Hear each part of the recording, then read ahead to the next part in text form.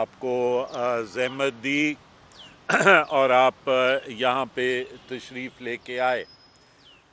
सबसे पहली बात तो ये है कि ये बड़ी वाज़ेह बात है कि अपोजिशन और बिलखुसूस पाकिस्तान पीपल्स पार्टी जो है वो ट्रांसपेरेंसी इन इलेक्शंस में बिलीव करती है, क्योंकि पीपल्स पार्टी अज़ ख़ुद धांधली के इलेक्शंस का एक बार नहीं लेकिन कई बार जो है वो शिकार बन चुकी है। लिहाजा हमारी मोहतरमा या शहीद जुल्फ़िकार अली भुट्टो के दौर से लेके आज दिन तक यही कोशिश रही है कि इलेक्शन प्रोसेस के अंदर शफाफियत हो, क्योंकि पीपल्स पार्टी से बहुत सारे इलेक्शन जो हैं वो खो लिए गए हैं। दूसरी जो बात आपके सामने मैं रखना चाहता हूँ वो ये है कि मौजूदा हुकूमत ने किसी किस्म का कोई कंसेंसस बिल्ड करने की कोशिश नहीं की इस बिल या इस तरमीम के हवाले से। सबसे पहले तो ये कि कमेटी ऑफ द होल ने ऐसी एक तजवीज़ दी थी 2016 के अंदर। 2016 से लेके आज दिन तक किसी ने इस बात को नहीं उठाया। अचानक अक्टूबर 2020 के अंदर मौजूदा काबीना ने ये फ़ैसला किया कि 26 कॉन्स्टिट्यूशनल अमेंडमेंट बिल जो है वो लाया जाए और वो बिल नेशनल असेंबली में मूव कर दिया गया। फिर वो बिल अक्टूबर 2020 से लेके 5 या 6 फरवरी 2021 तक कमेटी के अंदर पड़ा रहा। हुकूमत ने ऑपोजिशन के साथ या एक नेशनल डिबेट इस इशू के ऊपर नहीं इनिशिएट की। इसी काबीना ने और फिर सेनेट को, जिसके मुताल्लिक ये बिल था, सेनेट को किसी किस्म का कॉन्फिडेंस में हुकूमत ने नहीं लिया कि क्या तरमीम वो लाना चाह रहे हैं, शो ऑफ हैंड्स का क्या असर होगा, या अब जो वो बात कर रहे हैं ट्रेसेबल वोट का, उसका प्रोपोर्शनल रिप्रेजेंटेशन के सिस्टम के ऊपर क्या असर पड़ेगा। ना ही सियासी जमातों से उन्होंने कोई राब्ता किया और ना नेशनलिस्ट जमातों से राब्ता किया, जिनको ये तरमीम दर हकीकत जब तक इसके खद्दो खाल सामने नहीं आते तो खदशा यही है कि ये तरमीम उनको हिट कर सकती है। तीसरी बात जो मैं आपके सामने रखना चाहता हूँ वो ये है कि ये किस किस्म की काबीना है। एक ऐसी काबीना इस वक्त मुल्क के ऊपर मुसल्लत है जिसकी एक आरा ही नहीं है। पहले इस काबीना ने अक्टूबर में 2020 में ये फैसला किया कि आईनी तरमीम की ज़रूरत है और आर्टिकल 226 और 59 के अंदर तरमीम करना लाजिम है। लिहाजा 26 constitutional amendment bill national assembly में मूव किया गया। फिर जैसे मैंने कहा कि सो गए उसके ऊपर। फिर यही काबीना जिसने ये फैसला किया कि आईनी तरमीम ज़रूरी है, क्योंकि प्राइम मिनिस्टर ने जनवरी के महीने में कहा कि senate election show off hand से होने चाहिए, लिहाजा जनवरी के महीने में इसी का 21 जनवरी 2021 इसी काबीना ने एक एक एडवाइस भेजी प्रेसिडेंट को कि आप एक रेफरेंस भेजें आर्टिकल 186 के तहत सुप्रीम कोर्ट को, जिसमें बिल्कुल ऑपोजिट बात कही गई कि सेनेट और पार्लियामान के इलेक्शन आइन के तहत नहीं होते, लिहाजा एक सिंपल लॉ की अमेंडमेंट के साथ ये मसला हल हो सकता है। फिर यही काबीना जनवरी के आखिर में 2001 में ये फैसला करती है कि जो आईनी बिल पेंडिंग है नेशनल असेंबली की स्टैंडिंग कमेटी में, उसको स्टैंडिंग कमेटी से पास करवाया जाए और हाउस में लाया जाए। और जब ये फैसला होता है उस वक्त रेफरेंस सुप्रीम कोर्ट के सामने पेंडिंग है। और अब ये कैसी काबीना है जिसकी एक आरा ही नहीं है, जो मुल्क के आइन के साथ खेल रही है, जो समझती है कि मुल्क का आइन, मुल्क के कवानीन प्लास्टरसीन की तरह हैं, आप जिस तरह चाहेंगे उसको मरोड़ लेंगे। फिर फरवरी में ये फैसला करते हैं, और वो भी इतना इंपॉर्टेंट बिल, उसको मीटिंग नहीं होती काबीना की, लेकिन डाक के जरिए सर्कुलेट किया जाता है कि एक ऑर्डिनेंस लाया जाए और उस ऑर्डिनेंस के तहत ये तरमीम कर दी जाए। और यही काबीना उस ऑर्डिनेंस की मंजूरी दे देती है। इस बात को मद्देनजर नहीं रखती कि सुप्रीम कोर्ट के अंदर एक रेफरेंस ऑलरेडी पेंडिंग पड़ा हुआ है इस इशू के ऊपर। मेरे भाई चले, मैंने बड़ी कोशिश की कि मैं ढूंढूं कि कहीं पे कोई ऐसी मिसाल मुझे मिल जाए कि जहां पे एक ऑर्डिनेंस आए और वो ऑर्डिनेंस ये कहे कि मैं उस वक्त लागू होऊंगा या मैं मशरूत हूं सुप्रीम कोर्ट के फैसले के साथ। बाबा, अगर सुप्रीम कोर्ट ये होल्ड कर देती तो आप ऑर्डिनेंस ले आते। मैंने ऐसी लेजिस्लेशन अपनी जिंदगी में तो नहीं देखी। मैं ये सवाल पूछना चाहता हूं कि जब आपने आर्टिकल 186 के तहत सुप्रीम कोर्ट की एडवाइजरी जुरिस्डिक्शन को इन्वोक किया, तो आपको इस बात का इंतजार करना चाहिए था कि सुप्रीम कोर्ट क्या एडवाइस आपको देती है। लेकिन ये ऑर्डिनेंस लाके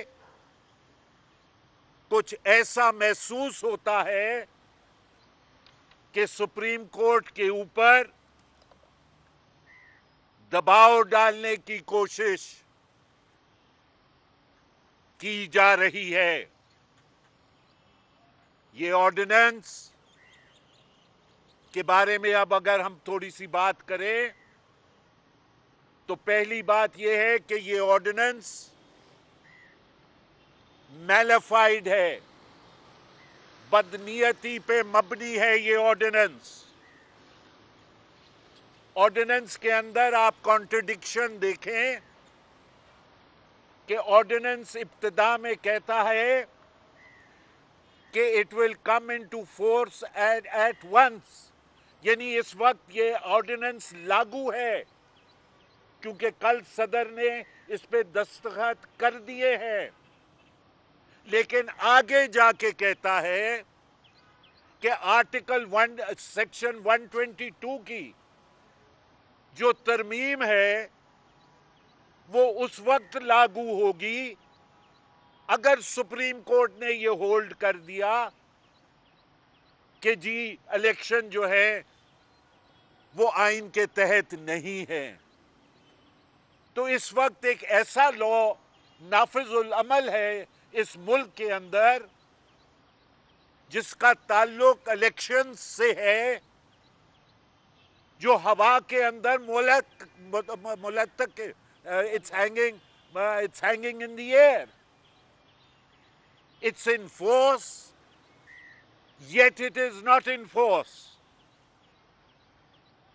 आगे चलें, आर्टिकल 89 जिसके तहत ऑर्डिनेंस को लाया गया, ये जरूर कहता है कि सदर ऑर्डिनेंस इशू कर सकता है, लेकिन उसकी शराइत है। पहली शर्त यह है कि सेनेट और नेशनल असेंबली सेशन में ना हो। इसी सदर ने जिसने ये ऑर्डिनेंस प्रोमलगेट किया 2 दिन पहले अपने दस्तखत से नेशनल असेंबली और सेनेट को फरोग किया। जब आपने लेजिस्लेशन करनी थी तो फिर आपने सेनेट और नेशनल असेंबली को फरोग क्यों किया? और जो दूसरी इंपॉर्टेंट बात है वो ये है जनाब कि ऑर्डिनेंस एक टेम्पररी लेजिस्लेशन है। 120 दिन इस ऑर्डिनेंस की लाइफ 120 दिन है। अगर रेजोल्यूशन ऑफ डिसअप्रूवल इससे पहले नहीं आ जाती और अगर रेजोल्यूशन ऑफ डिसअप्रूवल इससे पहले आ जाती है तो फिर ये ऑर्डिनेंस खत्म हो जाता है। तो आप क्या मजाक कर रहे हैं? आप पार्लियामान को रिडंडेंट पहले बना चुके हैं, इसके साथ आप और मजाक कर रहे हैं। सेनेट इलेक्शंस को मुतनाज़े बनाया जा रहा है। मैं ये बात कहना चाहता हूं कि कानून के अंदर बहुत गुंजाइश है कि इस ऑर्डिनेंस को कानून कोर्ट्स में चैलेंज किया जाए। फर्ज करें कि इलेक्शन इस ऑर्डिनेंस के तहत हो जाते हैं और मैलिफाइड की बुनियाद के ऊपर ये ऑर्डिनेंस स्ट्रक डाउन हो जाता है, तो फिर पूरे के पूरे सेनेट इलेक्शन जो इस ऑर्डिनेंस के तहत हुए होंगे वो कलादम हो जाएंगे। तो क्या आप फिर एक बार फिर नए सेनेट इलेक्शन एक नए तरीकेकार से करेंगे? मैं आपके सामने आखिर में एक बात रखना चाहता हूं और वो ये है कि मौजूदा हुकूमत खिलवाड़ कर रही है उन तमाम अदारों और ऑफिसेज के साथ जो आइन के तहत काम कर रहे हैं। इन्होंने शुरू प्रेसिडेंट के ऑफिस से किया, अपनी मनमानी पूरी करवाने के लिए सदर से रेफरेंस भिजवाया supreme court. During the pendency of that reference, they brought a constitutional bill in the National Assembly, and then again during the pendency of that reference, the President has promulgated an ordinance which in fact answers the reference of the Supreme Court. फिर ये काबीना के साथ, काबीना एक आईनी अदारा है। ये एक गलत बात, ये एक अलग बात है कि अगर ये काबीना नाबीना है और आईन नहीं पढ़ सकती। मैंने काबीना की तारीख आपके सामने रख दी। पार्लियामान के साथ जो इन्होंने किया, 2 दिन पहले ऑर्डिनेंस आने के दोनों हाउस चल रहे थे, आपने दोनों हाउसेस को परोग कर दिया। दूसरी तरफ सुप्रीम कोर्ट जैसे अदारे जिसके सामने रेफरेंस पेंडिंग है, कभी आप कॉन्स्टिट्यूशनल अमेंडमेंट बिल ले आते हैं और वहां से फ्रस्ट्रेट करने की कोशिश करते हैं, और कभी रेफरेंस पेंडिंग है सुप्रीम कोर्ट में तो आप प्रेसिडेंशियल ऑर्डिनेंस ले आते हैं। यार, किसी अदारे को तो छोड़ दो। सूरत हाल पैदा होगी वो ये है कि election commission of Pakistan supreme court के अंदर अपने जवाब दाखिल कर चुका है, और उस जवाब में सुप्रीम कोर्ट में इलेक्शन कमीशन ऑफ पाकिस्तान ने ये कहा है कि सेनेट और नेशनल असेंबली के इलेक्शन आइन के तहत हैं और हम उनको सीक्रेट बैलेट के अलावा नहीं करवा सकते जब तक आईनी तरमीम ना हो। तो अब आपने इलेक्शन कमीशन के सामने भी लाके खड़ा कर दिया, और आखिर में, वैसे तो ये मेरे आर्गुमेंट्स का हिस्सा था सुप्रीम कोर्ट में, लेकिन क्योंकि अब ऐसी चीजें हो रही हैं कि मैं सिर्फ एक चीज आपके सामने रखना चाहता हूं, जिससे पार्लियामान की इंटेंशन कि आया ये इलेक्शन नेशनल असेंबली और सेनेट के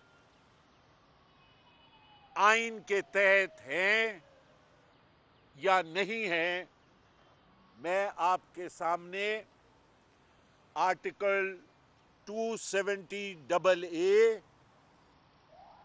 के अंदर आर्टिकल 270B और 270BB आपको मैं पढ़ के, छोटे से हैं, मैं पढ़ के आपको सुना देता हूं। Elections to 270B, elections to be deemed to be held under Constitution, notwithstanding anything contained in the Constitution, the elections held under the Houses of Parliament and the Provincial Assemblies Order 1977 and the Conduct of General Elections Order 2002 Chief Executive's Order number 7 of 2002 to the houses and provincial assemblies shall be deemed to have been held under the Constitution and shall have effect accordingly. 270BB कहता है General Elections 2008, notwithstanding anything contained in the Constitution or any other law for the time being in force, the General Elections 2008 to the National Assembly and the Provincial Assemblies held on the 18th day of February 2008 shall be deemed to have been held under the Constitution and shall have effect accordingly. लिहाजा जो election आइन की suspension की वजह से, आइन के मुअत्तल होने की वजह से, किसी और लीगल इंस्ट्रूमेंट के तहत होल्ड हुए, जब रैटिफिकेशन का वक्त आया तो पार्लियामान का इंटेंशन वाज़े तौर पे 270B और 270BB के साथ सामने आ गया कि elections to the Senate, the National Assembly and the provincial assemblies are elections under the constitution. शुक्रिया.